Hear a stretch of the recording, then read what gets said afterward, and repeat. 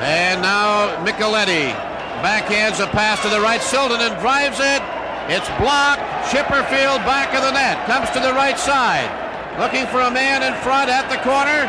Starts back toward the line to Micheletti.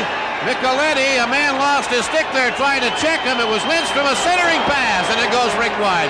Siltanen puts it beside the net. It's centered out in front. Semenko scores! Dave Semenko may have the honor of scoring the last goal in the history of the WHA. And that will be, as far as the playoffs concerned, number 4 for Disco Dave. And it comes at 1948. 12 seconds remaining as they drop the puck. Now it's fed to Chipperfield. He lost it. And the Jets get it. It's played to the Oiler line. And the crowd is just deafening here with the noise. It's all over.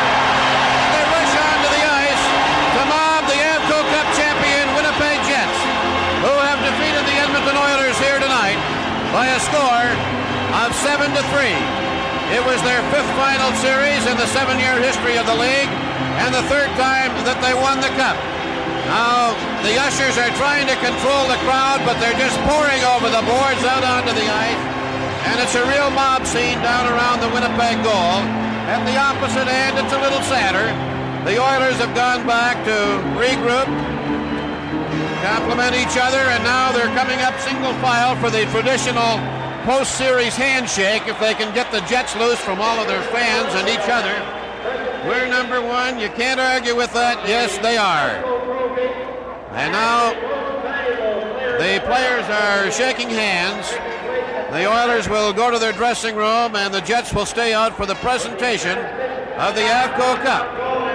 And they will have permanent possession of that cup, having been the last team to win it, as the WHA is now officially no more. Next year, it's all one league, the NHL, with 4 fine teams coming into one of the oldest professional leagues in North America. Welcome to Good Seats Still Available, a curious little podcast devoted to exploring what used to be in professional sports. Here's your host, Tim Hanlon.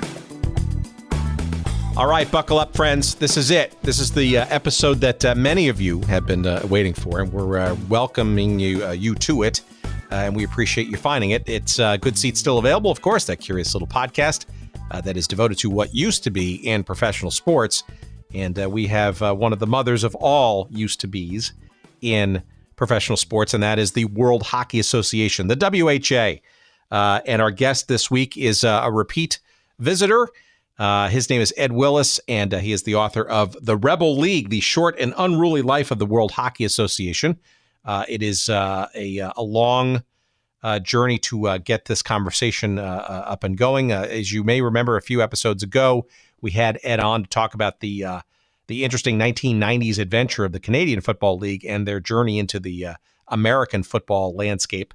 And that was a wildly successful episode, and a lot of people wrote in saying how fun and enjoyable that was. But we also, for many, many months, almost since the beginning of this little podcast, with our very first episode talking about the great NHL expansion in 67-68 with the California Golden Seals with our friend Mark Gretschmill way back when, we obviously have had various hints and odors, shall we say, of the WHA always lingering out there.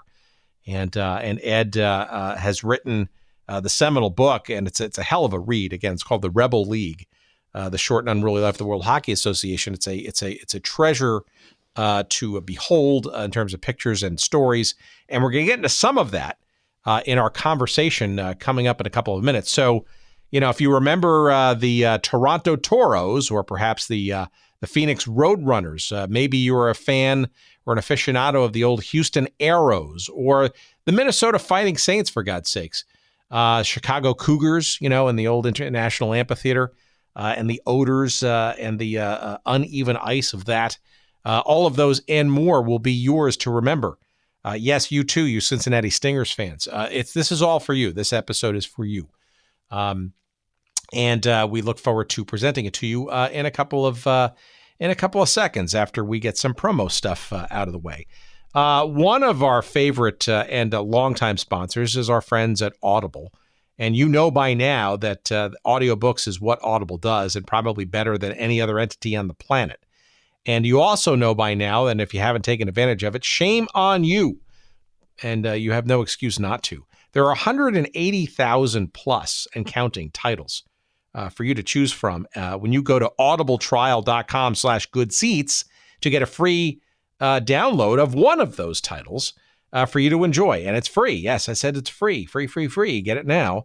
And it's a tremendous way to get a sampling of what an audiobook is, how great it is, how it kills time while you're traveling. You can learn things while you're actually not reading. You don't strain your eyes. And there's just so many damn titles to choose from. There's no excuse not to be able to find something you're going to find that's interesting and intriguing and enjoyable. audibletrial.com/goodseats. That's the place to go to get your free audiobook download and a free audiobook. We said download, didn't we? You're going to get one free audiobook download. Let's not get out of hand here. And a free 1 month subscription to the service. And you obviously get a taste of all the various titles that are available for you. You can cancel at any time. Did I say that properly? You can cancel at any time. So give it a try. Get your free audiobook download and a free month's worth, he says, of the Audible service at audibletrial.com/goodseats. Give it a try. We appreciate your doing so. And we absolutely appreciate Audible for sticking with us all these many months in our little podcast journey together. We also appreciate our friend Dean Mitchell and his team at sportshistorycollectibles.com. And that is the place to go, sportshistorycollectibles.com, for just about any kind of sports memorabilia, especially in modern day forgotten sports teams and leagues. And I can guarantee you there's going to be a ton of items from the old World Hockey Association there on sportshistorycollectibles.com. And when you find something of interest, and the photography there is great, you're going to see some items there just fascinating to look at. And I'm almost positive you're going to find something you're going to want to like. You're not only going to like, you're going to want to own it. And the opportunity is yours to purchase and save 15% in doing so. And the only way you're going to do that is by using the promo code GOODSEATS at checkout. And you're going to get 15% off all of your purchases at sportshistorycollectibles.com. I encourage you to find some WHA materials there. I don't know if you find something from the New York Raiders, or perhaps when they were known as the New York Golden Blades, or perhaps when they were known as the Jersey Knights, or maybe perhaps when the Jersey Knights moved to San Diego and became the Mariners. Perhaps there is something there for you at Good Seats. I was going to say my website. That's crazy. GoodSeatsStillAvailable.com. You can always check that out, of course. But SportsHistoryCollectibles.com, that's the place to find all kinds of WHA and other cool stuff and memorabilia from teams and leagues no longer in existence. And again, please use that promo code GOODSEATS for your 15% discount. All right, my tongue is getting tied. There's no doubt about it. So I'm getting excited because I want to present to you this fine chat that we had with our return guest, our friend Ed Willis, talking about the Rebel League. That is the WHA, the World Hockey Association. And here's that chat now.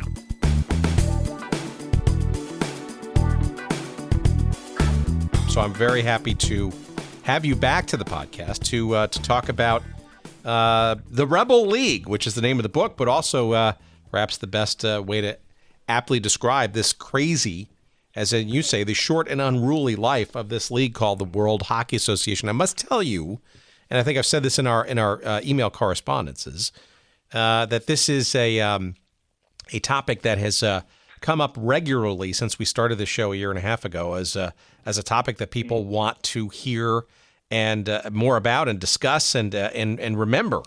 So perhaps before we get going, why don't you remind our audience who you are, what your life story is, and maybe we can stumble our way into why the WHA and the book that you wrote. Sure. Yeah. I'm Ed Willis. I've been the sports columnist at the Vancouver Province for 20 years now. I've worked in Montreal. I've worked in beautiful Medicine Hat, Alberta, and Regina, and I was 8 years in Winnipeg. And I've written 3 books. The Rebel League was the first one. Gretzky to Lemieux, the story of the 1987 Canada Cup, was the second one. And End Zones and Border Wars, which is the story of the CFL's expansion into the United States was the third one. So that just about covers it. And we encourage our listeners to go back and to find that episode. That's episode 65, if you're counting at home, and a few of you, I'm sure, are doing so, which is a great discussion about the CFL and its American expansion. And I must tell you, as I've said on our correspondence, it is perhaps one of our most popular episodes of the last year and a half, and certainly of this year. So it's clearly remembered by a whole bunch of people, and it keeps being downloaded. So we appreciate that. But let's try to break that record with the WHA. So let me start by sort of obviously you're of Canadian descent, right? And hockey, of course, is the proverbial national sport of Canada.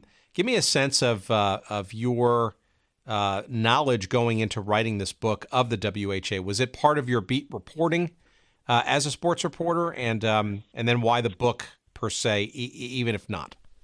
No, the 7-year history of the WHA predates my involvement with newspapers. So I mean, the genesis of this story, and that might be a podcast in itself. When I was working in Medicine Hat, a guy named John Garrett, who had been a goalie in the WHA, was the goalie coach of the Vancouver Canucks. And the Medicine Hat Tigers, who were the junior team, had drafted a kid named Troy Gamble in the second round, and they would send John out to check on him. And I sort of knew John, and the Tigers had an assistant coach named Brian Maxwell, and there was another guy named Marshall Johnson, who was a long time NHL scout. So they went out for beers after the game, and I went with them, and they started telling stories about the WHA. And it went on well into the night, and I can't remember. It was like a Richard Pryor stand-up comedy show. I haven't laughed that hard, or I hadn't laughed that hard in my life. So I kind of filed it away. A couple of years later, I'm working in Regina, and this is in the 80s, and we had a huge sports section, and I thought, I want to take a bit of a run at that. So I did a 5-part series on the WHA, which really became the genesis of the book from that point. Now, getting from there to when the book is actually published almost 20 years later is another story. But that's kind of where we went. And then I spent 8 years in Winnipeg, which was the home of the Jets, and that put me in contact with, a lot of source material and a lot of the characters, a lot of the key characters who were involved in the WHA. Well, before we get to sort of the beginnings of it, or the pre-even beginnings of it, what is it about? What am I searching for? What is the lore, I guess, about this league, right? It only lasted for a bunch of years in the 70s, but it still rings, right? Obviously, there's some names of teams, and they're still around, either a name or actually in actual continuation. But what is it about this league that I don't know, that still fascinates people in an era now where the NHL seems to be, save a few franchises, thriving? Yeah, I think it's the romance of the story, and you think of classic stories, and you think of heroes and villains and underdogs and people trying against all odds to overcome, and they probably know they're in a losing battle, but they continue anyways. And that's really the story. I think that's the essential appeal of the WHA. These like band of they're from all over the map. It's like lawyers from California and Chicago, and hockey men from Western Canada, and French Canadians, and people who just want to get their foot in the door. And it's being blocked by this monolith, this great corporate monster, the NHL, but they fight their way in, and they score these victories. And, at the end, I mean, the whole enterprise seems doomed from the start. It's almost like Spartacus, in that regard. But the fight is so intense and so passionate, and it gives rise to these incredible stories and characters that the best writer on their best day couldn't make up. So I think that's it. It's like a little snapshot in time, but this thing, kind of arises from out of nowhere, fights a good fight. And for all that, it leaves a legacy, and it has this profound effect on the game that we can still talk about today and still has relevancy. So I love in your book, you headline all the chapters with a quote. And I think perhaps the most apt one might be a good segue into our, I guess, the primordial ooze from which the WHA became more solid. And chapter 1, the quote is, "They knew nothing about hockey, absolutely zero." Is that ring a bell? So, yeah, no, 100%. So the founding fathers of the WHA are, consistent with the league. This is motley assortment, and it's just like incredible how they all come together. So the WHA is basically the bastard offspring of the American Basketball Association. And for people listening to this podcast, I urge them to get Terry Pluto's book, Loose Balls, which is an oral history of the ABA and might be top to bottom my favorite sports book of all time. But the characters who are instrumental in the startup of the ABA, and they come and go, but they include Gary Davidson, Dennis Murphy, and a dude named Dan Reagan, who's the lawyer. And they're kind of the brains behind the ABA, and then the ABA, their influence in the ABA is taken away, and they turn their gaze towards the next shiny object which comes across their field of vision, which is hockey.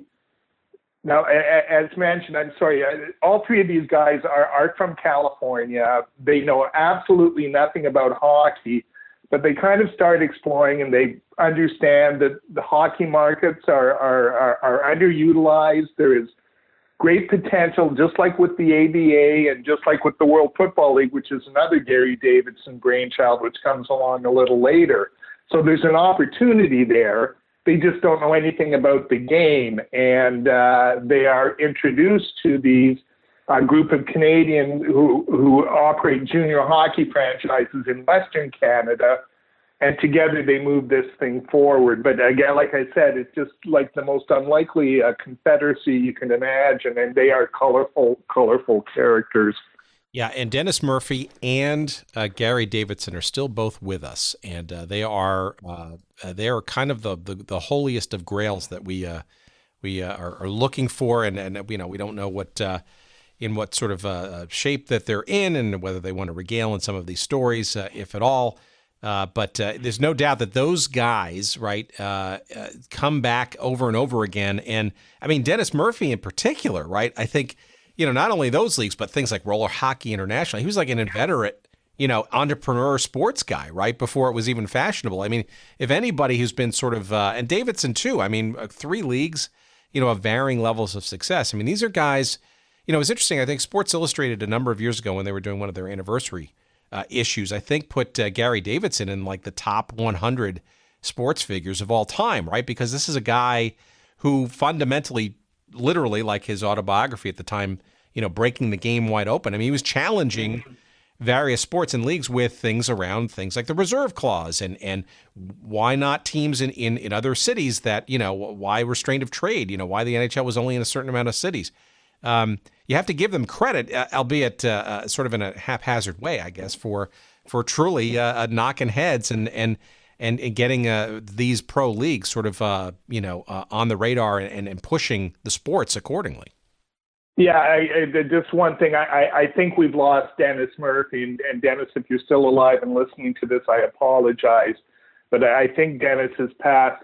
Gary Davidson, I'm not sure. And he was kind of an elusive. When I was writing this book, I developed a bit of a relationship with Don Reagan, who was the legal counsel for the WHA, and he put me in touch with Davidson. He wasn't very forthcoming, but it was good to get his voice in it. But as far as the Sports Illustrated thing, I agree 100%. For me, he is like right there with like Roone Arledge, Pete Rozelle, Marvin Miller. It has shapers of the modern business of North American professional sports. And what he did in terms of breaking the monopoly and taking basketball, hockey, and football to places where they never would have existed had those big leagues been left to their own devices, because they were a monopoly. They loved the setup the way it was. They could dictate the rules. They could suppress player salaries. They could take all the money to themselves. And then along comes these characters from California and then the hockey men from Canada. And in terms of hockey, they really do blow the thing wide open. and they offered a generation of players their first shot at a real payday. And we're talking about some of the game's immortals, guys like Gordie Howe and Bobby Hull. So he had, you're right, I'm not sure how purposeful it was. I'm not sure how well thought it was, but the net effect was profound, and it really shook the game to its foundation. All right, so are you hinting here that this, and we've heard this theme over and over again, right, that this was maybe not necessarily a noble pursuit of sort of expanding the sport of hockey to the unwashed, but more of a business opportunity when seeing, say, I don't know, just dollar signs, Canadian loonie or U.S. or otherwise, for a business proposition? I would put it this way. I don't think all of their motives were knowable. I think their prime motivation was just to get the seed money for the franchises. So when they start off, I don't know how chronologically you want to get into this, but, and it was very similar to the business model they had for the ABA. Both Murphy and Davidson took a franchise. Davidson's franchise was in the Bay Area. He took it. He actually sold that to the Quebec group and got over $200,000 for it, which is huge money in the early 70s. So there was a lot of that, and it gave them jobs too. Davidson was basically the commissioner of the league for the first couple of years before he left to start the World Football League. But yeah, they were, I think, probably more preoccupied with their own interests. But also they loved the hustle. They loved the challenge. They loved all those things. And I don't think you can completely short sell their efforts, because it was really the fight that was the important thing at the end, maybe not the motivation. But, I'm sorry, I like my heroes to be slightly flawed. I like them to have a few rough edges around them, and that certainly qualifies in this case. Well, I think before we sort of jump into 71, when the league sort of got going, I think it's important to remember, and I think, fans of a certain generation, or certainly today's generation, don't sort of realize this, but, the NHL, right, was only, really had not expanded past 6 franchises until the mid to late 1960s.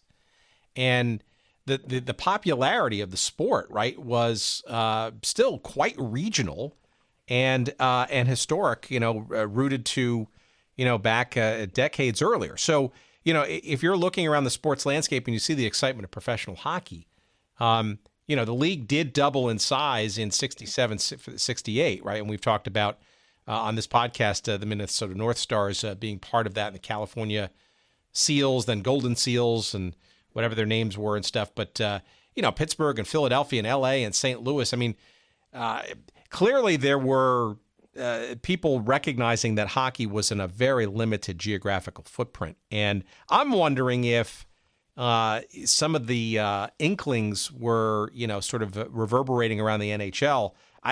Why the great expansion? Maybe that's for another podcast, but it seems to me that the NHL had somehow woken up from its slumber, and then maybe the WHA was recognizing, or maybe even underneath, kind of pushing some of the buttons already before 1971 came around. Yeah, it's funny. I'm not sure if the threat of a new league is really the impetus for the great expansion in 1967. I think it's more, the sports world is changing, and the NHL is slow to realize it, but they do realize it. I mean, it's incredible that league basically existed as a construct of the Norris family, who owned 3 of the franchises, the Smythe family and Conn Smythe in Toronto, and the Montreal Canadiens. And, and again, of course they loved it. They've got like a monopoly in these mega markets. Now, this is before TV money and all the rest of it comes in.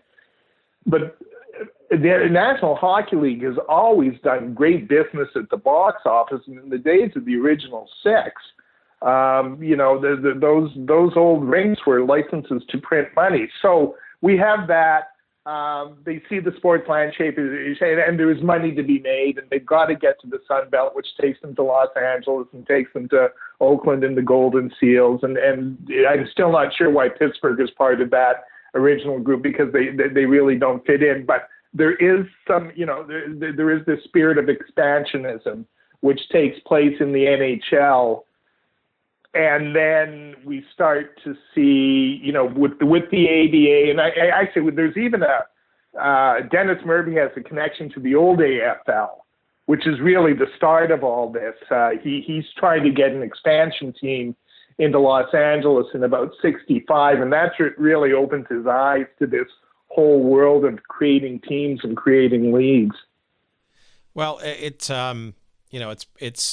also worthy to note here that the salary of the average NHL player, like in the early 1970s, was, I think it was like around something like $25,000 US, which at the time, and hockey was considered one of the four, if not the fourth, major sport in this country, and I guess in North America writ large. Save for Canada by itself, which is obviously much more popular. But clearly the economics, and plus it was a reserve clause, right? Which is a theme we've heard many, many times, baseball, some of its earliest days. So it seems like they had a few hot buttons to push, even though they didn't know much about the sport. Oh yeah, no, it was set up for them, and they were also shrewd enough to know where they could attack and where they could score victories.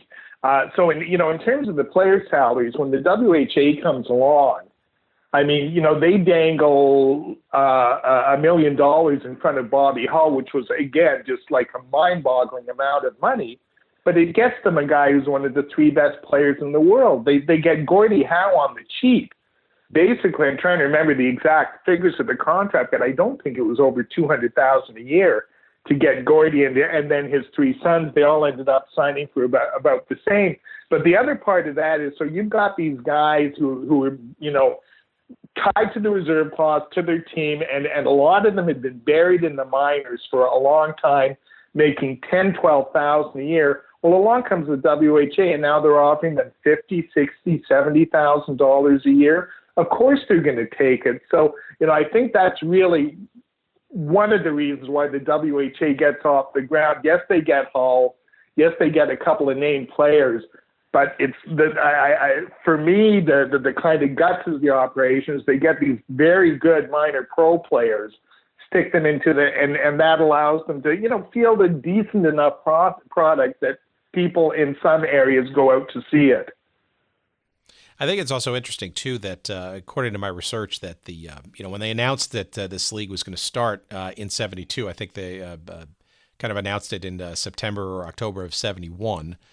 That they announced with 10 teams, and the price tag for each of those franchises was ironically the average NHL salary, $25,000. I find that sort of humorous, but there's no mistake that Bobby Hull, right, was the biggest name in that earliest of days. But they were luring lots of other NHL players, even though there wasn't anything really substantial aside from an announcement and some teams that were named and markets named. Yeah, I think the first year they get over 60 NHL players, and it's interesting because the two teams that are hit hardest are Boston and Toronto, and as we get into this podcast, they're really the cornerstone of the anti-merger faction, which they end up holding up the merger for, well, they start talking about the merger after the first year of existence of the league, but Boston and Toronto want their pound of flesh from the WHA. In fact, you can make the case that the WHA cost the Boston Bruins a dynasty. They won the Stanley Cup in 1970. They won again in 72 with Bobby Orr and Phil Esposito and all these stars. But the WHA went in and scooped up their supporting cast. They got Derek Sanderson. They got Jerry Cheevers, their goalie. They got some of their young defensemen. They got Johnny McKenzie, who was an invaluable. He was basically their first-line right winger. And they didn't win that or Esposito team didn't win another Stanley Cup. And the Maple Leafs, their owner was Harold Ballard, a notorious skinflint. And he just watched player after player walk out the door, and he refused to, match up. The one team that did step up and made their players, really double, triple, quadruple their salary was the New York Rangers. And they signed guys like, Brad Park to deals in the 200,000s. which was, again, an extraordinary leap at the time. So, teams had to make this choice. Are we going to play ball here? Or are we going to lose our players to the WHA? And the ones that didn't, they suffered for that choice. But you're hinting that part of the strategy of getting this league up and running, announcements just to start, was indeed looking for fights, right? To sort of challenge the reserve clause and get some legal wins maybe under their belts and maybe give some of the players who might have been a bit hesitant or wary, despite the alluring check sizes, that there was a fight on their behalf effectively underway by these guys. Yeah, and again, and they've kind of established a lot of the precedents in the ABA. Like Rick Barry had his fight to play with the Oakland team, and I think he ends up sitting out the first year, but he ends up playing with them too. So and I'm just trying to remember the exact chronology of events. Curt Flood writes his famous letter in 1969, I believe. And that didn't topple the reserve clause, but I think you can make the case it sets in wheels the events that eventually lead to the Andy Messersmith case, which does topple the reserve clause. So again, this is in the air, and Don Reagan, who's their legal counsel, and ends up doing a lot of the work fighting against the reserve clause. He understands that this is a weak link. And if the NHL tries to enforce it to prohibit its players from leaving from the WHA, it won't stand up in court. And there were some bloody fights along the way, but that's exactly what ends up happening. Yeah, and timely, too, because in November of 72, which is around when the league was slated to start, I forget exactly when in 72 the league actually did start, but there was that case, Judge Leon Higginbotham in the Eastern District of Pennsylvania essentially placed an injunction against the NHL, preventing it from enforcing its reserve clause. So talk about opening up the floodgates. I mean, I think most of the folks who had signed up or frankly were considering it just saw this as I'm calling it an emancipation, but certainly an opportunity to maybe take their wares elsewhere for more money. Every hockey player should have some kind of shrine to Judge Higginbotham, and his role in all this is really underreported in hockey history, and it's granted it's a cameo appearance. I didn't read the whole judgment, but I've seen parts of it, and it was almost like the WHA dictated it. So when like when he writes his ruling, and he does here, he doesn't actually rule against the reserve clause, but he writes it in such a way that if this legal battle continues, there's no doubt about the way this is going to go. And the language is so strong and so forceful. And, it speaks to what's coming down really in all sports, in introducing an era of free agency, in introducing an era of freer player movement after they were basically indentured servants for so long. And he is a fascinating character. He was, a black man who was appointed to the court in, Philadelphia, right? That's correct. But he was an appointee of JFK, and he was just a remarkable man. Yeah, I mean it's a pretty incredible story, and it's amazing too that how timely it was, right? So I mean, you could not have more exquisitely timed all of this, right? To have that kind of a legal decision at your back when you're literally weeks away from getting the season going. Yeah, it seems to me that the decision comes once the season is started, because Bobby Hull couldn't start the season with the Winnipeg Jets because they had this the Chicago Blackhawks had this injunction against him. And, in the book, Don Reagan tells this great story about going to argue a case in Chicago, and he's got a Chicago lawyer working with him, and the Chicago lawyer looks at the judge and goes, "Oh, we can't win this one." He goes, "Why?" "Oh, there was the Wirtz family that owned the Blackhawks." The guy says, "Yeah, the Wirtz family owns that, Judge. We're not going to win this one." And then, of course, they didn't, but they did win They did win other fights later.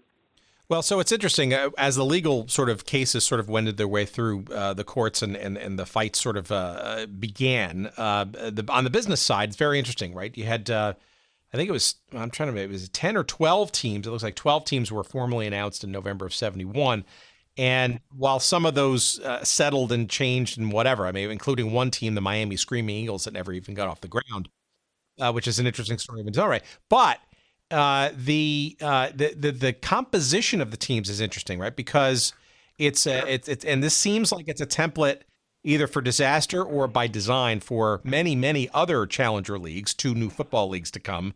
In the case as well, where you have a mixture of teams in major cities where a challenge might make sense, right? Either because the team is moribund or the market is big enough that could probably support another franchise and maybe one with a little bit more pizzazz and newness to it.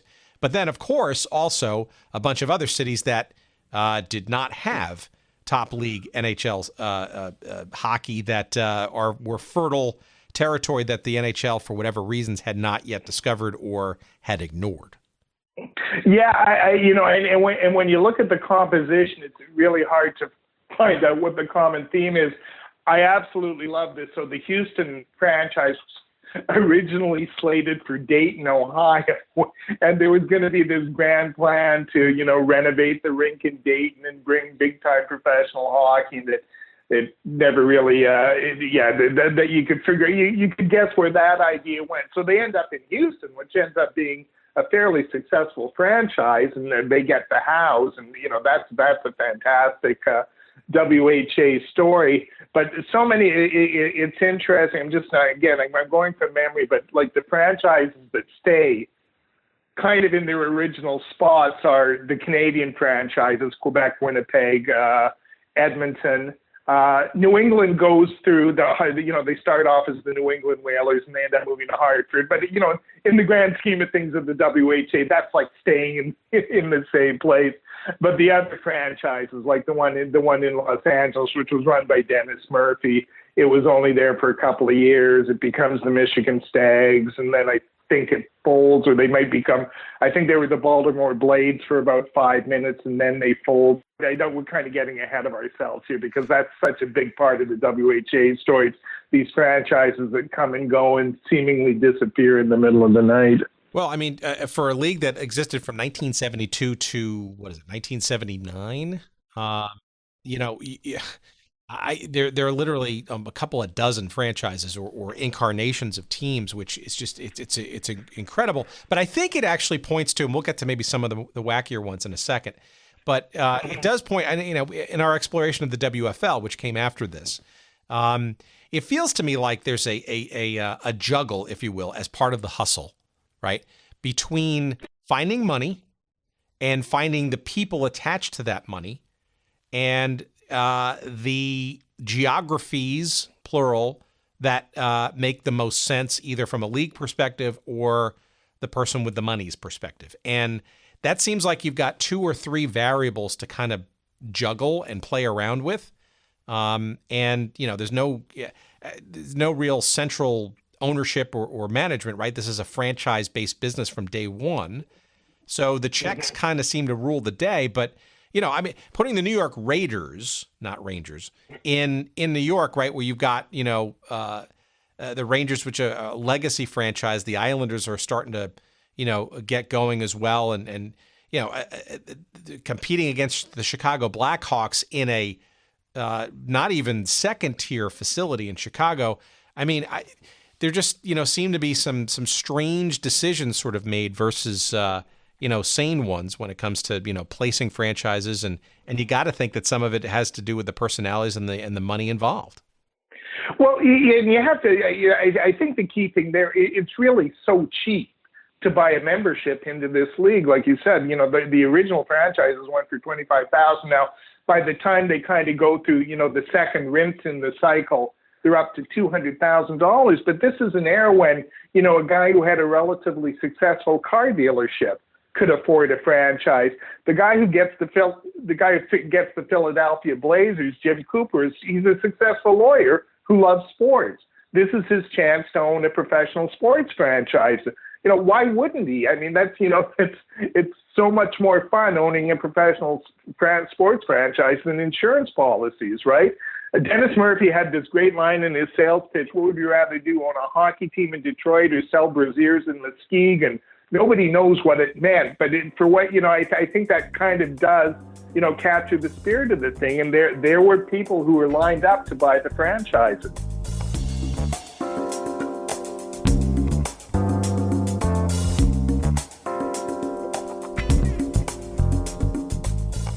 All right, just when it was getting interesting, let's bring this to a grinding halt, shall we?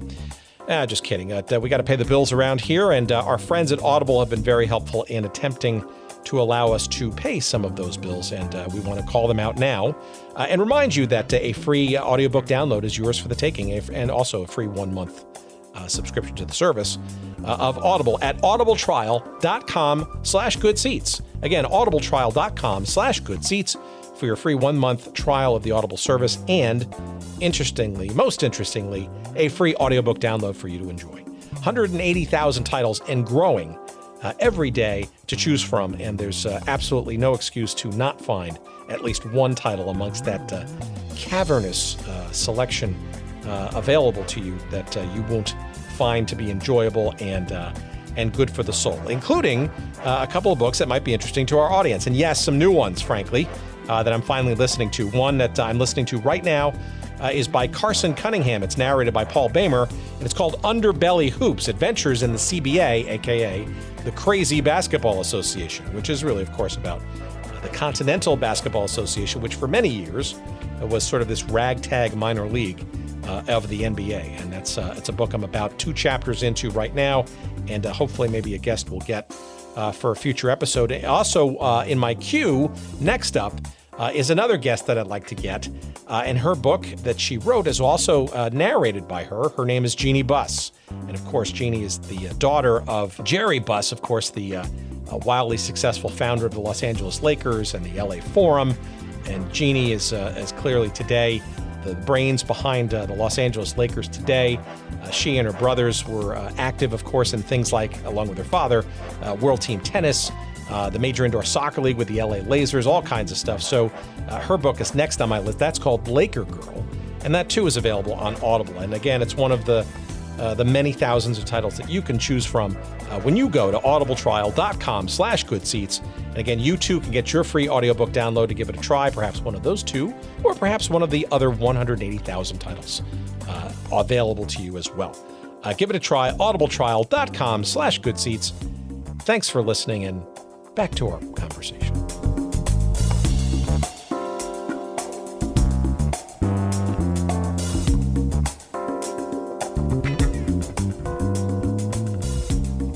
So it feels to me like the NHL sort of kind of, as you can imagine, right, sort of try to sort of cast the WHA aside and sort of the distractions of the circus of it. But it does seem to me that Bobby Hull's signing was kind of like the sort of punch in the face that kind of maybe got a lot of people to sort of pay attention and said, wait a minute, this actually may be serious with that kind of money and that kind of star power going to an untested league. Yeah, the NHL's first reaction was to ignore it. And there's a great quote from Larry Poe in the book, who was Montreal Canadiens farmhand, good young centerman, probably should have been playing in the NHL.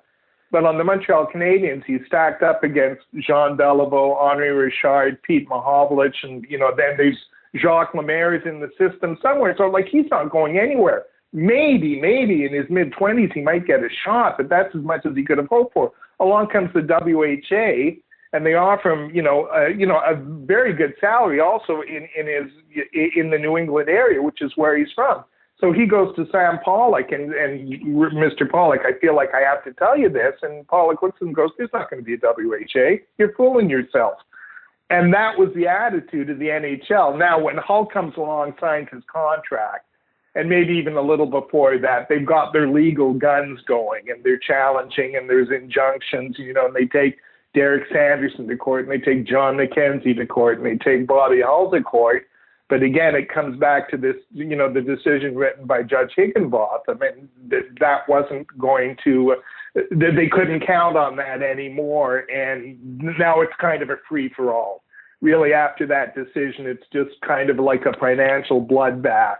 And the WHA, give them credit, they hung in there, and Not quite sure how they did it some years, but, there was a will there to keep the thing going, and, they end up lasting for 7 years. Couple of questions. So why does somebody of Hull's stature go to Winnipeg? Is that a Winnipeg Jets ownership thing? Is that a league decision? Why not say a major market like the Raiders in New York? Just curious as to why maybe that. No disrespect to Winnipeg. I mean, obviously it puts Winnipeg on the map, but. Well, so again, a couple of things there. Bobby is 33. I believe he's 32 when he signs the contract. So he's still one of the 5 best players in the game, but he's kind of starting the back nine of his career. He had just gone through a bitter contract negotiation with the Blackhawks, where and the only way he could get a better deal in those days was to hold out. He thought promises had been made. The Blackhawks reneged on. He held out. And then he was forced to make this sort of very public confession that, yes, and he had to sign a new deal. So, that was the one shoe to drop. So he's approached. They send an emissary. Bobby is with. It takes place in Vancouver, the first meeting between the Winnipeg Jets people and Bobby Hull. But they send an emissary, Bob Turner, who had played with Hull in Chicago, and he was with the Winnipeg Jets owner, a guy named Benny Haskins.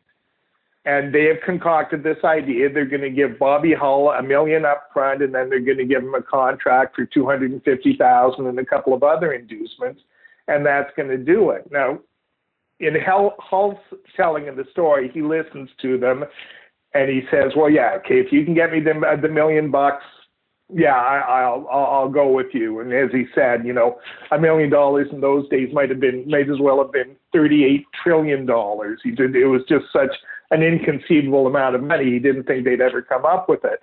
Well, it becomes a league-wide initiative to scrape together this $1 million signing bonus to get Bobby Hull, because they figured this is the way. This is our golden ticket. This is the way we're going to survive this thing. And they somehow scrape the money together, and that's a story in and by itself, because it's supposed to be a league-wide initiative, and a lot of the owners didn't really see the wisdom in them throwing $100,000 into a pot to get this signing bonus up. But they got it together, and they got their man. And Bobby Hull was, again, you're doing a Mount Rushmore for NHL hockey players. His face belongs up there in terms of breaking the market open and letting these players have a payday. But for every Bobby Hull and and some of the other folks that we mentioned, Achievers and Sanderson and Tremblay and some others, it seems that most of the teams were stocked with journeymen or minor leaguers, and I guess the quality of play was somewhat predictably south of that of the NHL, but or was it? I mean, was it competitive? Was it? It certainly seems like it was fun and wild and crazy and entertaining at that. Yeah. Oh, yeah. There's a lot of 9-8 games in the WHA. It goes through. It's kind of hard to pinpoint it because it only exists for 7 years, but there's a couple of years there where they really get it right, and they kind of there are enough teams are reduced and the talent is concentrated. And in the 6th year of the league, it's a 7-team entity, and there are 4 really good teams. And the Winnipeg Jets of that era were by far the best WHA team, and they would have been competitive in the NHL. They would have been an NHL playoff team. They might have even won a playoff series or two. But it was a team built around Swedish players they got, and they still had Bobby Hull and then a couple of others. So at that phase, yes, very good. At the startup phase, not so much, but it was still probably a better product than the NHL certainly gave them credit for. These players, they regarded themselves as being on a mission. They thought they were pioneers, and they were really they were striking this blow for players everywhere. So for these minor leaguers, who all of a sudden were getting a bit of a payday after they were, making peanuts for so long, they took it seriously. And they played hard. Like that very first Houston Aeros team, before they signed the House, was built all on minor leaguers that their coach Bill Dineen, had knowledge of from his time in the NHL. and they end up finishing second to Winnipeg in the division. And I think they win one playoff series and then lose to Winnipeg in their division in the conference finals. But yeah, so it's hard to pinpoint exactly what it was, but there are some shining moments in the league's 7-year history where the product's pretty damn good. Well, in that first year, the New England Whalers win the Avco Cup, which is an interesting story in and of itself, because apparently the Avco Cup wasn't even finished by the time the series was over. Is that right? Yeah, that's right. So the owner of that New England Whalers is a dude named Howard Baldwin, who'd been a ticket manager for the Philadelphia Flyers. And again, it's so in keeping with the WHA. He's a guy in his late 20s, and all of a sudden he's got this opportunity to get in on the ground floor of a professional hockey franchises, finds a money guy, and they start up the New England Whalers. And they do a really good job, actually. They don't get any stars, but they get a lot of really solid NHL players, guys like Tommy Webster and Larry Plow, who we mentioned, defenseman Jim Dory, good goalie, and Al Smith, Brad Selwood, another defenseman who'd been in the NHL. So pretty solid team. Anyways, they're playing Winnipeg in the championship series, and they're up 3-1. And I believe it's a nationally televised game, the Game 5 at the Boston Gardens, and they look around and they realize we don't really have a championship. They've sold it, of course, because it's the WHA. They sold it to the Avco Insurance Company, but they don't have a cup. So Baldwin sends out one of his underlings, and he goes to a sports store and he just grabs the biggest trophy he can find, and I think Baldwin said it looks like something you get for World Team Tennis, but that was the original. That was the very first Avco Cup, and then they designed it. They eventually designed another one, and there's a whole story there because I think there's an Avco Cup in the Hockey Hall of Fame, but the real Avco Cup sat in the director's lounge at the Winnipeg Arena up until the time that franchise left for Phoenix. So again, the WHA stories, like, they're never really kind of straight and factual and all the rest. There's all these tributaries running through them, and that's what makes it also compelling. But ironically, a little ahead of its time, right? Like a lot of things that Davidson and Murphy and frankly Baldwin too, did, right? I mean, having a sponsored element in terms of the championship trophy. I mean, well, that's not necessarily common, but other things that creeping commercialism into the mix, whether it's arena naming rights or logos on jerseys and those kinds of things. I mean, that's all sort of. It would not surprise me if future championship trophies don't also become sponsored like this was as well. Hopefully, though, fully assembled before it's ready. Yes, that would be a good idea. But Baldwin's an interesting cat, though, too, right? Because arguably, he's almost like I don't want to say the unsung hero, because I don't know how many heroes there were out of this entire story. But I mean, he was I think fairly instrumental in kind of securing the beginning days of the league, right? I don't think without Howard Baldwin in New England that the WHA had as solid a shot as it did.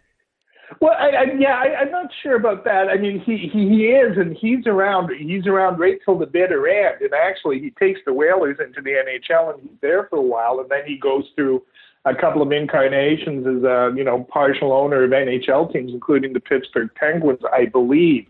But yeah, no, there's a couple of Baldwin is one. Bill Hunter, who we should talk about in Edmonton, is another. Benny Hatskin in Winnipeg. These are kind of the owner-operators that have a bit of staying power. The guys in Houston, they go through a couple of different incarnations, but the group that brings the house in, and that was massive for the development of the WHA.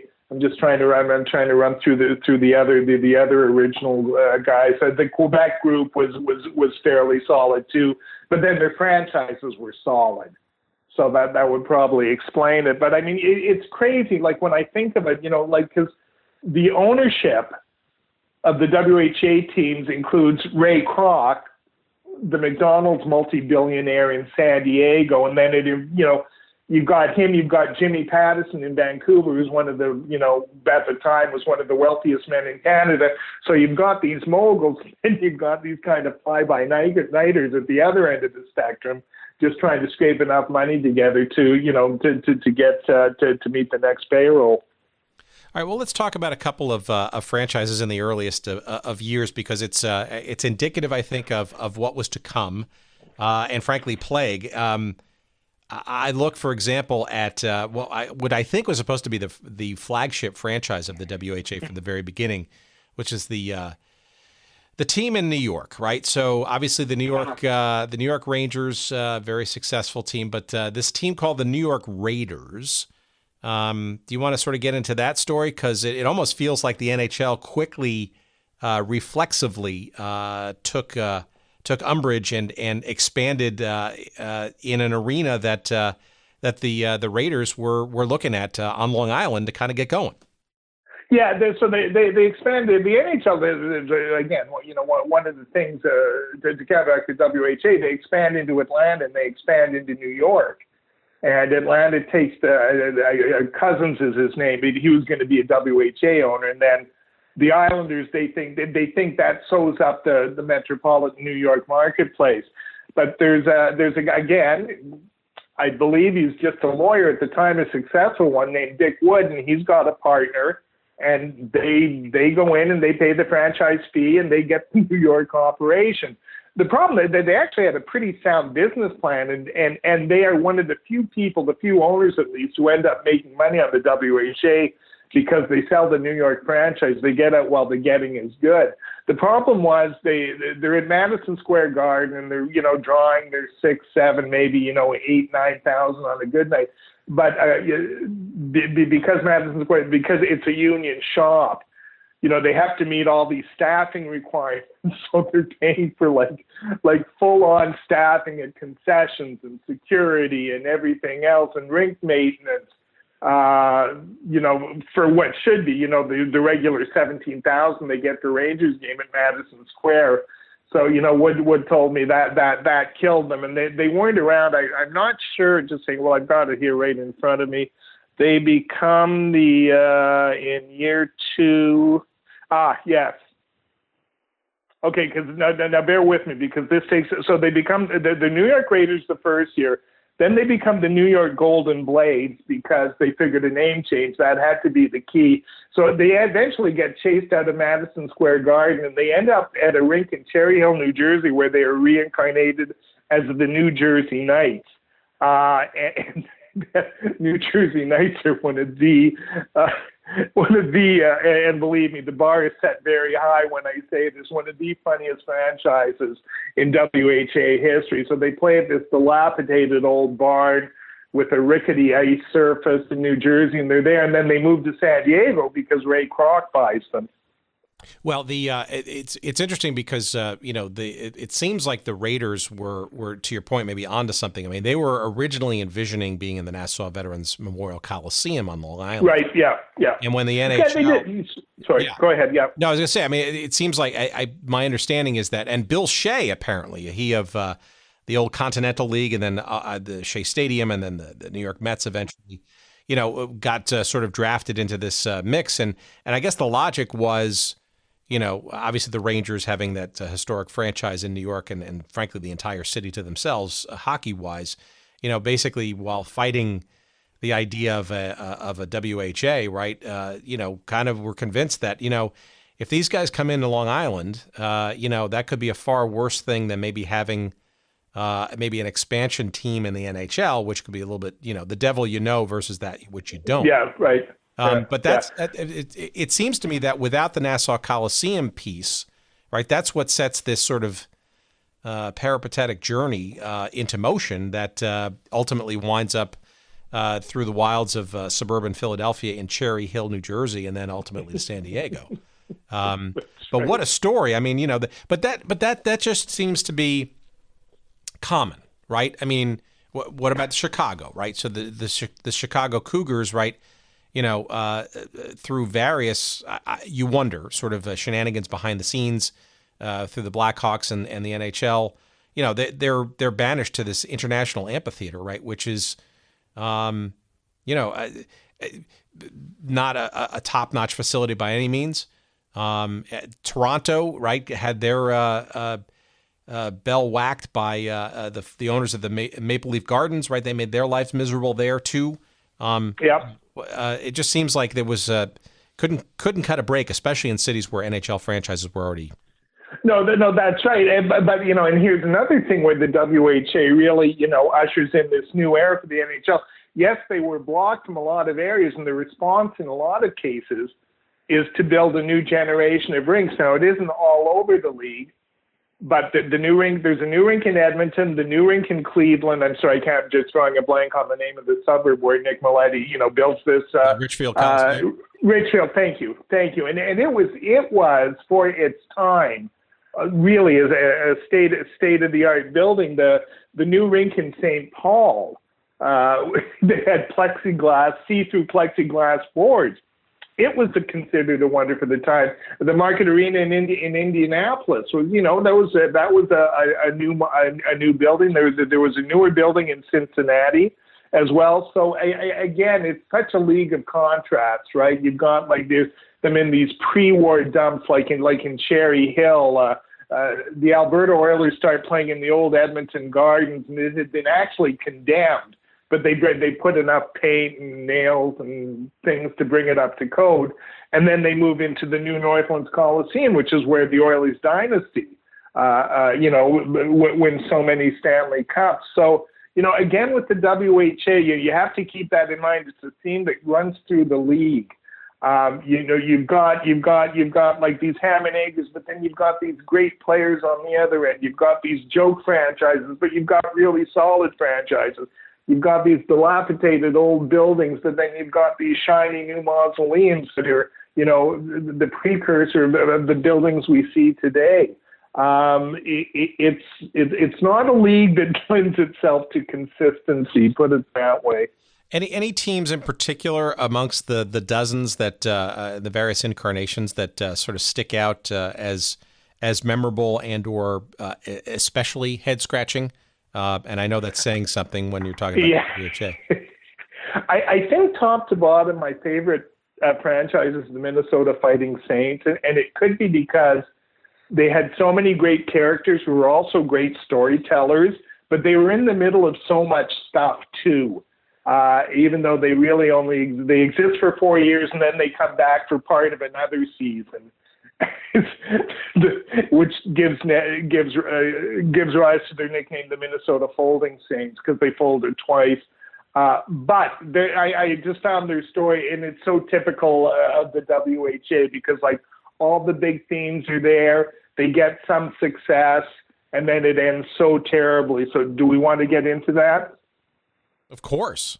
Okay, well, so Minnesota Fighting Saints come along. So again, there's the North Stars are part of the '67 expansion, but they set up shop in St. Paul, and they're run by Glenn Sonmore, who's a veteran hockey man who'd actually played in that era, and he thought because high school hockey is so popular in Minnesota and college hockey, he would build his team around Minnesotans who'd played university and were known to that area. Well, the league comes and they're not drawing really well, and they do a fan survey at the end of year one, and they find out the fans find this boring. What they really like is rock'em sock'em hockey, tough guy hockey, and so they bring in the Fighting Saints bring in Harry Neal, who goes on to a great career as a coach in the NHL. But they also start bringing in a goon squad, but they spend money and bring in Mike Walton, who's pretty good player, had been thought of as the next great superstar for the Toronto Maple Leafs, but Mike had some issues. He never quite got there. So they kind of assemble the guts of a pretty good team, and then they've got this goon show with them, and then they sail off and have a really good year in year two. They end up facing the Houston Aeros in the playoffs, which create one of the great moments in WHA history because they're drawing 17,000 to watch Gordie Howe and his son play this really funny funny Fighting Saints team. So they have this moment where it looks like they're getting close, and then they kind of lose momentum, and then they lose ownership, and by the end of it, the players aren't getting paid. They don't make it through their final year, and it just kind of ends badly. But I mean, we're talking about a story arc that sounds like it's like 60, 70 years, and it's 4 years, and it goes up and down and up and down, and it's bad, and then it's good, and then it's funny, and then it's terrible. But it just an amazing franchise. And like I said, the stories that came out of that franchise are absolutely terrific. Well, but that's not even crazy by comparison. I mean, I look at this this little nook or cranny of the journey of the Denver Spurs, right? Who played a year in 1975 and then kind of folded, or they kind of moved in 1976 to Ottawa, Canada, of all places, when they were on a road trip. And they didn't even, it was so rushed, they didn't even like get a logo or even change their uniforms, and they're still Denver, playing as Denver, but on Ottawa. How? The Ottawa Civics. I'm sorry, I had to look it up. It's been a while since I wrote that. And I think they play 1 or 2 games as the Civics, and but and again, like when we say business plan, there was this, and Davidson and Murphy and the other guys, they understood chaos was part of the deal. It wasn't, so franchises moved around. They didn't view that as a bad thing necessarily. It brought fresh blood into the league and into the game. Now, obviously, looking at this through the lens of 2018, it's largely hilarious. And it was at the time, but some of those franchises did hang around. I'm sorry, I'm just looking at my list of franchises, and we haven't even talked about like the Birmingham team, which is again a separate podcast in and by itself. So it wasn't. Like I said, that was kind of sewn into the cloth of the WHA. It was part of the deal that franchises were going to move around, and if it meant moving a team from New Jersey to San Diego, so be it. Well, but it does stand in stark contrast, though, to, we sort of alluded to this earlier. There were a handful of franchises, a number of them that made the successful jump into the NHL once the merger was announced. And it seems like the bulk of them, if not all of them, were with the exception of the Whalers, who were there, but stable in Canada, right? So Winnipeg, right, pretty stable, very stable, right? Quebec, once they moved from their original starting point in San Francisco, which actually never really they never played a game in San Francisco, Indianapolis was fairly strong near the end. Edmonton, of course, starting as Alberta, maybe their only sort of wrinkle there, but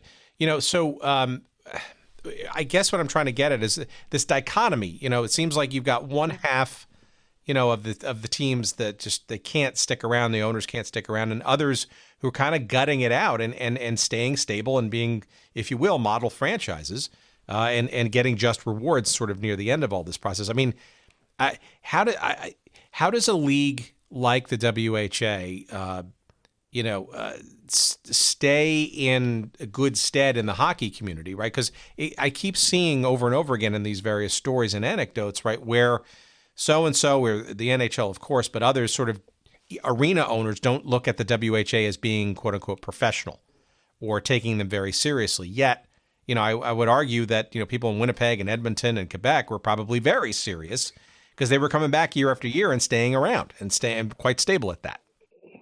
No, and again, I think it ties in with this theme of contrast in the WHA. And yes, those franchises you mentioned were stable, were well run. Had very good teams. Some like legitimately good teams. The end game for all of them was to get into the NHL. That was it. When when they started off, it was a bit of a lark and a bit of an adventure. But by about year 4, year 5, this this merger talk is starting to gain steam, and they can see the finish line there. There's a battle that's gone on. The NHL has lost tons of money. The WHA is also starting to sign junior age players, which is again another topic we might get into. And that's really what forces the NHL's hand, because now they're losing, not only are they losing some name players, but they're using like the next generation of stars to the WHA as well. But again, for the WHA teams, you know, especially when we get toward the end, and there's kind of a process of natural selection that, you know, the teams that just don't have the wherewithal or the inclination or the appetite to hang around are weeded out, and you're left with these, you know, fairly serious operators. And like I said before, year 6 is by far the best season in the history of the WHA, and it's because it's a 7-team entity there, and everybody who's operating are fairly serious and are putting a good product on the ice. And they really thought that the merger was going to, actually, they probably thought the merger was going to happen the season before. They definitely thought it was going to happen the year of that. They had to wait another season to get it. But that was the end game for those guys, getting into the NHL. Well, okay, but juxtapose that with all the sort of dancing franchises. That seems kind of hard to kind of square. But my understanding, though, is that the merger conversation started fairly early on in the WHA's life, right? Maybe not publicly known. Is that yeah. fair to say? Well, I believe it started in year 1. And I also think, you know, it was credible. It had some momentum. But again, there's this, you know, it's consistent throughout the 7 years of the league. There's this like rum faction led by Toronto, including Boston and Chicago, who lost Bobby Hull, who are virulently opposed to the merger. And they win the day. There's a great story at the end of year 5. The Quebec Nordiques win their only Avco Cup, and Benny Hatskin, who by this time has maneuvered his way into the commissioner's job at the WHA, presents the Avco Cup, and it really is an Avco Cup this time, and says this is the last time we will present the Avco Cup, because they really thought there was a merger, and the plan was put together by Howard Baldwin and Bill DeWitt, who was then operating the Cincinnati franchise, and it made perfect sense. There were going to be 6 WHA teams merging with the NHL. They were going to operate as their own division, and, you know, in time, they kind of find their own way into the mainstream of the NHL. But again, this, you know, this anti-merger faction, and they only needed, I think it's 5 votes. It was between 5 or 6 votes to kill merger, and they could always drum up those votes. Why do you think, or do we know why Cincinnati and Houston ultimately did not make it from those 6 to merge into the NHL? Yeah, Houston had folded. Houston folded after year 6, and most of their players were absorbed by the Winnipeg Jets.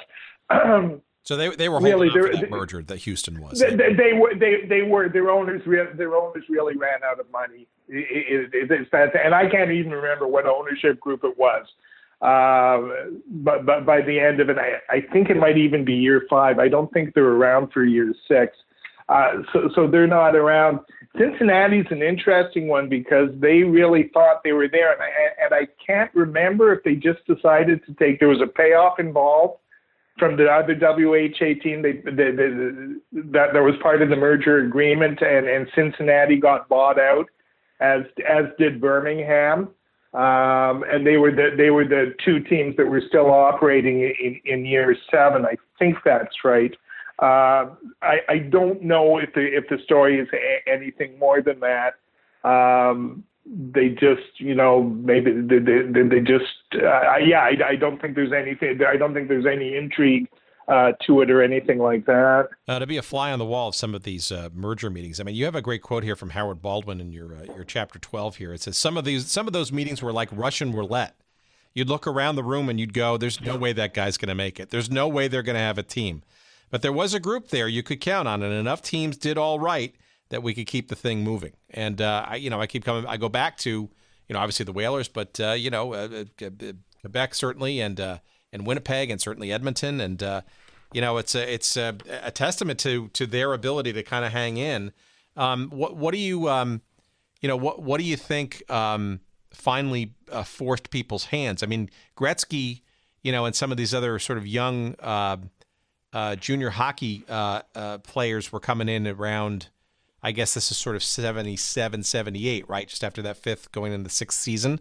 Obviously, the talent was pipeline was certainly getting a little stronger. Was that a reason to sort of, and was the quality of the league getting better despite its shakiness? What were the reasons that finally turned the tide 2 years later to finally force that merger in 79? Yeah, when you talk to the people who were involved in the WHA at the end, that they believe that's what it was. They had and this issue of signing young players, the best young junior players again, it had been a theme that starts in the WHA actually with Mark Howe and Marty Howe going to Houston in year 2, but by year 6, it is in full force. And year 7, when the final year, which is the year Gretzky signs with the Oilers. It's not only Gretzky. There's the Birmingham Bulls go out and sign 6 of the best junior age players. They're called the Baby Bulls, and it's guys like Rick Vive and Michel Goulet and Rob Ramage, Pat Riggin, guys who went on to have really good NHL careers. Mike Gardner is in Cincinnati. Cincinnati also has a young centerman named Mark Messier, who really didn't look like a star in the making, but he was the last WHA players still playing. So the WHA had committed to signing 18-year-old players when the NHL was still trying to hold on to this idea of a 20-year-old draft, and they were just losing too many good young players. You add that with the money they were losing, and then in the expand or when the merger agreement act comes in, they're getting the bonus of the franchise fees from the teams that do come in. So you look at it again from the NHL's point of view, you're getting the good young players back. You're getting the franchise fees for the WHA team, plus you're removing this thing that has driven you crazy for the last 7 years. So it's finally what drives the merger thing through. But even at that, it's still a battle to get it through in that final year. Well, it almost feels like these junior players, right? We sort of touched on this issue when in our conversation with Russ Buchheit a number of weeks ago around the Continental Baseball League, the third professional league that was floated in the early 1960s. It never got off the ground, but the process was well underway to create this sort of third league. But it was Branch Rickey of baseball management fame who recognized that, you can get the league going to start, but in a couple of years you needed to get a farm system going because that was the structure underneath which young talent and a pipeline would be developed to sort of stock and improve the quality of play. I guess it would be a stretch to say that the founders of the WHA even envisioned a minor league hockey system underneath it at some point, right? Because it just seemed to me like it was kind of like, let's keep this plate spinning until we can finally convince it to merge.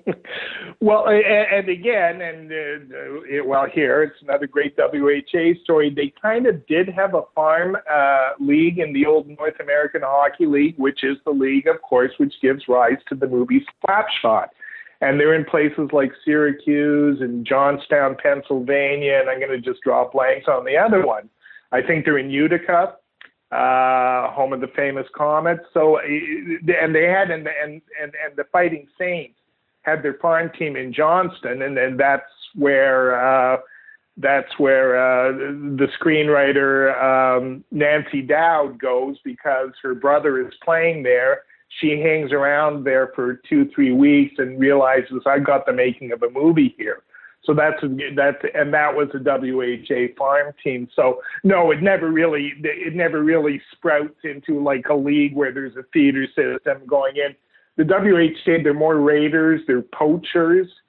They're not really big on developing long-term, big vision things. And I think that's what you're seeing there with the young players. And it really did force the NHL's hand. All right, as you look back on this, and this to me, this is just a scene setter, a palate cleanser, or a little starting point to hopefully a whole bunch more WHA and specifically teams and stuff. Like for example, I like to get Eli Gold, who was the voice of the Birmingham team. He had moved from he was a hockey guy doing minor league hockey in the New York City metropolitan area. Grew up in Brooklyn, and wound up going down to Birmingham and now is obviously the legendary voice of the Alabama Crimson Tide, and it's done NASCAR and all kinds of other things since. But you gotta wonder what those 3 years in Birmingham were like. I mean, not necessarily a hockey town per se, but besides all those stories and stuff, I mean, how much? Obviously the Winnipeg Jets exist in name. Certainly there was a break in the actual franchise itself. Obviously the Edmonton Oilers still very strong and consistent ever since. The Whalers certainly have gone to other places in the case of into the Carolina Hurricanes and whatever that is. How much nostalgia is there, or how much willing embrace is there of the WHA versions of these teams, or does the NHL kind of really trying to want to sweep this under the rug and keep it like the crazy uncle that we know he exists, but we really want to acknowledge him at the dinner table? Well, I'm still getting royalty checks on this book, and it was written 14 years ago. So there is an appetite for it, and I think again it is just the richness and kookiness of the stories, plus this kind of romantic element that runs through them all. It's hard to really gauge the depth of the interest now, because like so many, like I'm 62 now and I can barely remember. I actually went to Ottawa Civics games when I was growing up, and in their first year of existence, and then they moved to Toronto by the end of their very first year. But I think there's kind of a timelessness about this story. And I know have you had Jeff Pearlman on to talk about the USFL? A little more modern. Yeah, he's coming up. We've been circling around. Yeah. We'll probably do it closer to the debut of the book, which I think is on September 11th, but absolutely on the agenda. So, in all these leagues, and I referenced Terry Pluto's book about the ABA earlier, and these leagues, they just give rise to such incredible stories and the characters involved and all the rest of it. And, sports is just so corporate and straight-laced now, and you don't get these kind of these swashbuckling characters who are, tearing down the old order and trying to build this new world. It just doesn't happen that way anymore. But I think there's really a universal appeal in these kinds of stories. Do you think, I guess to sort of put a capstone on this conversation and hopefully a marker for future ones, do you think that there's an appetite or an opportunity for another challenger league to, say, the NHL, in today's modern day, or are we pretty much past those times when, a league sort of can completely come from outside and make a credible challenge with top tier pro hockey or any other sport for that matter? Yeah, if I use all my powers of imagination, I might be able to conceive of such a league existing in Europe. In North America, there's just no way. The price of competing would be too expensive, and you'd be talking about $1 billion investments to try and see it through. The market conditions that exist when the WHA starts are absolutely perfect, but I don't think you could replicate those circumstances again in a million years. I mean, and again, you think of it, you've got the reserve clause, you've got underserviced markets, you've got the sort of new generation. I think we talked about it in the other podcast of venture capitalists who want to get in on the game, but they're blocked from it, from the establishment. So you've got all these things kind of percolating underneath, and that gives rise to these new leagues. But I think the biggest thing there, again, the cost of the entry into the membership fee is so low, it's affordable, and I just can't see a league starting under those circumstances. How do you? Here's the last question. How do you think the pro game in Canada would have evolved without the WHA? Because you could make the argument in retrospect that the 7-year adventure of the WHA essentially was the NHL's Great Canadian Expansion. Yeah, I think so. I mean, there was like zero appetite for them to move into places like Winnipeg, like Edmonton, like Quebec.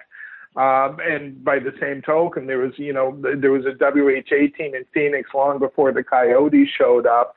They were into the Sun Belt in a big way. places like Houston. We talked about the Miami Screaming Eagles and everybody, so they had a vision. But I'm just not sure if they would have ever found their way to Winnipeg, to Quebec, to Hartford, to Edmonton, had it not been for the WHA. But again, it's proved, and can you draw a straight line like Nashville? Not a very traditional hockey market, but they built something there. They've set roots into the community, and they've really got something. So, it doesn't always have to be New York. It doesn't always have to be Los Angeles. There are markets where the game will thrive. But like I said, I really seriously doubt if the NHL would have looked longingly at Winnipeg and Edmonton and go, boy, we got to be there. There's a gold mine to be made there. Well, again, we have just scratched the surface, and we didn't even get to talk about, the Chicago Cougars or the San Diego Mariners or even the Michigan Stags. And I hope at some point we can go a little bit deeper. The Cleveland Crusaders, for God's sakes. I mean, in Richfield, Ohio, and I don't know. There's so many great sort of stories to unearth and stuff. But we appreciate this conversation. Tell us about the book. Give us the name of it and all that kind of stuff. And because it's a seminal work, there's no doubt. It's called The Rebel League, and it was published in 2004. But we didn't get into enough specific stories. I got to leave you with a couple. Oh, please. And it's so the one I opened the book with. So the Birmingham Bulls are playing in Winnipeg, and the Birmingham Bulls had like the toughest. It was a complete gong show. The team they put together. They tried to do it with real hockey players in their first year in Birmingham, but the fans in Birmingham wanted professional wrestling, and they got this with this team. So anyways, they play the Winnipeg Jets, and it's a brawl-filled game. And after the game, a drunken Winnipeg fan knocks on the Birmingham door, and he wants to talk to Frank Beaton, who is one of the main goons of the Birmingham Bulls. So Frank comes out. He's on his way into the show. He comes out with the towel around the waist. This drunk Winnipeg Jets fan takes a swing at him, and now the fight's on. Well, all the other Winnipeg, it kind of spills out into the concourse. All the other Birmingham players are kind of in the middle of heading to the shower. They hear there's a fight on, so they go charging out, most of them naked, into the concourse of the Winnipeg arena. So the brawl ensues, and they finally separate it, and they all laugh, and they're clapping each other on the back. Well, this crowd has assembled, including many middle-aged ladies who are horrified of what they saw. And I think I wrote at the time, I think if you're going to say a metaphor for the WHA, that would be it, of all these crazy, these lunatic hockey players running around naked, scaring people. That would be it. Frankie Beaton, for some reason, comes up in my favorite WHA story. At some point, he had been a warrant had been issued for his arrest in Cincinnati. The story goes, Frankie had a Corvette that he absolutely loved, and he was taking it in to be filled up with gas, and the gas station attendant got a little sloppy, spilled gas on Frankie's Corvette. He lost his mind. An argument ensues. The gas station attendant picks a fight, which he does not win. Frankie Beaton pummels him. The guy swears out a warrant, so he's now under arrest. Okay, so fast forward to the next year. Frankie is now with the Edmonton Oilers. They're coming in to play a game in Cincinnati. When they check into the hotel, there's two cops there with a warrant for Frankie's arrest. And Frankie, of course, he hides his face, walks by them. The two cops, they accost the play-by-play man, a guy named Rod Phillips, who says, "Are you Frankie Beaton?" And he says, "No, Frankie didn't make this trip." So they go to the game that night, and they look around, and two cops sit behind the Edmonton Oilers player bench. Frankie looks and he goes, "Uh-oh," but they concoct an escape plan. So with a couple of minutes left, Frankie crawls out underneath the player's bench into the locker room. He's zipped up into an equipment bag, thrown into the team bus with the rest. Thrown into the team truck with the rest of the equipment. The truck drives out. It meets the team bus outside of Cincinnati. Out springs Frankie from the equipment bag, and he's whisked away to safety. Now, the long arm of the law finally catches up with him the next year after another aborted escape attempt. So that's the saga of Frankie Beaton and the arrest warrant. I just love it because it runs over 3 years, and it's got a couple of different curves. Again, it's just like the WHA. That's a movie right there. You can make a little. That's a caper right there. See, you laugh, and they basically Slapshot is. It's not really about the WHA, but it is.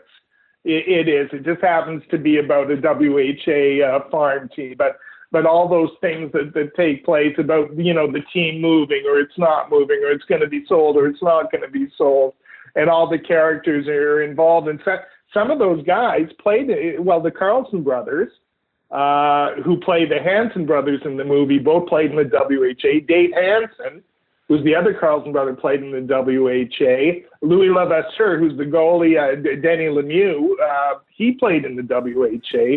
So, again, the roots run deep, my friend. They run very deep.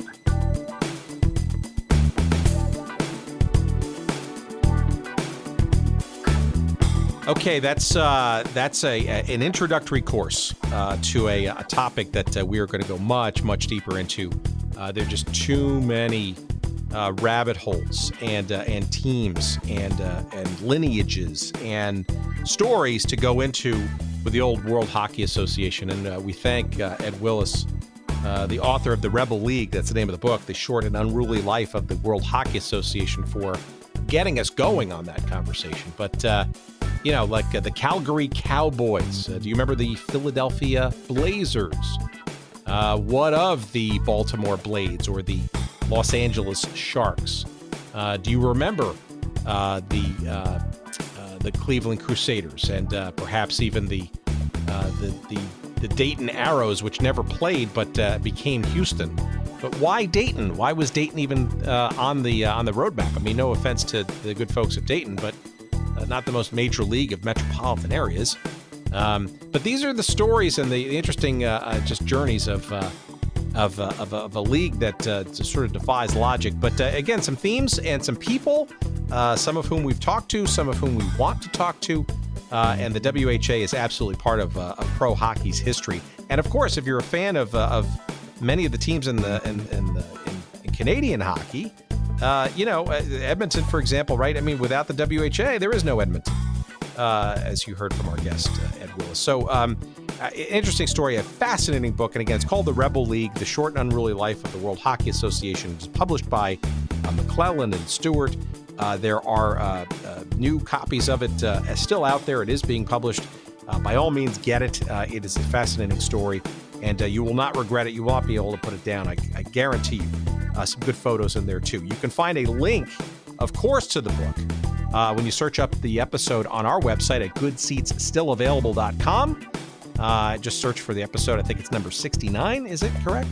Yes, Ed Willis, and you'll find it there. You'll also find the previous episode that we did with Ed on the Canadian Football League, and it's a journey into the United States. That's our episode 65. You'll find that there, too.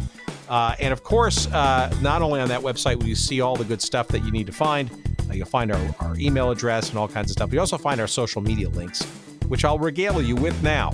On Twitter, we're at Good Seats Still. And at Instagram, sure, you'll find us at Good Seats Still Available. And yes, if you're on Facebook, if you're still on that thing, you can find us. We've got a page devoted to the show there as well. We appreciate your following us and tweeting us or communicating with us on social media. And we also appreciate our friends at Podfly Productions, in particular, the one and only Jerry Payne. Occasionally we call him the Good Doctor. It's debatable as to what kind of doctor he is. We have the authorities checking on that right now. But as far as I know, he is the doctor of all things podcast production and editing. And he does a hell of a job each week putting our little shards together into something coherent or remotely interesting. And he and his team at Podfly Productions can be found at podfly.net. If you're interested in getting your own podcast up and running, they are the place to go, and to check out podfly.net, Podfly Productions. Thank you so much. We also thank you for listening. We can't do this without you, and we appreciate your listenership, and more good stuff to come. Keep your cards and letters coming, as they say, suggestions, comments. Keep it all coming. We appreciate it very, very much. Take care until next week. We'll talk to you soon. Bye-bye.